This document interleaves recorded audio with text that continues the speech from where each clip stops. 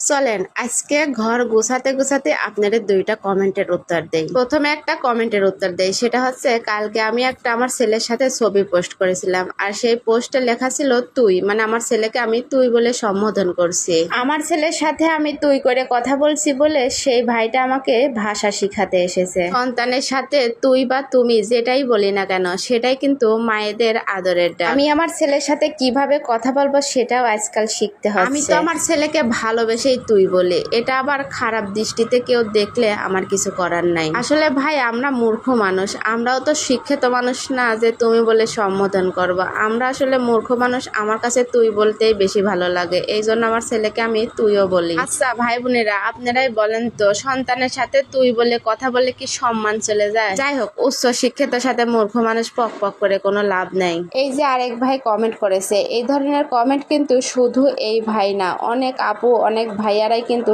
এই কমেন্ট করে থাকে আমাকে। আপনারা যে কমেন্ট করেন যে আপু আপনাকে এত সাপোর্ট করি, এত লাইক কমেন্ট করি, আমাদের তো লাইক অথবা কমেন্ট করেন না। যে পরিমাণে লাইক কমেন্ট পড়ে সেই পরিমাণে যদি প্রত্যেকটা পেজে আমার ঢুকতে লাগি তাহলে ভাই সারা দিনের ব্যাপী, মানে সারা দিন আমার ওই কাজ করতে করতেই চলে যাবে, সংসারের কাম কাজ সব বাদ। অনেকেরই কিন্তু ছবি ভিডিও আমার সামনে আসে, তাদের কিন্তু লাইক কমেন্ট না করে কিন্তু আমি চলে যাই না, কারণ আমার সামনে যেগুলো আসে সবাইকেই কিন্তু লাইক দেওয়া হয়। আপনাদের ধারণা আমি মনে হয় সারাদিন শুয়ে বসে থাকি আর ভিডিও বানাই, আসলে তা না। আমার ছেলেকে স্কুল প্রাইভেট সব জায়গায় দৌড়াদৌড়িও করা লাগে, সংসারের কাজও করা লাগে, আবার ভিডিও বানানো লাগে। এই যে ঘরের অবস্থা দেখেন, ছোট বাচ্চা কাছে আসলে ঘরে থাকলে ঘর যতই গুছান না কিসের জন্য, ঘর জীবনেও গুছানো থাকে না। আমি একদিকে গুছাই, ওরা আর একদিকে এলোমেলো করে, কিচ্ছু করার নাই। আমি যখন পেজ খুলি নতুন নতুন, তখন কিন্তু আমি যে পরিমাণে লাইক কমেন্ট করছি মানুষকে, মানে হিসাব ছাড়া, কোনোদিন আশা করিনি সে উল্টায় আমাকে লাইক কমেন্ট করবে। আমি যখন সবাইকে লাইক কমেন্ট করতাম, আমি যে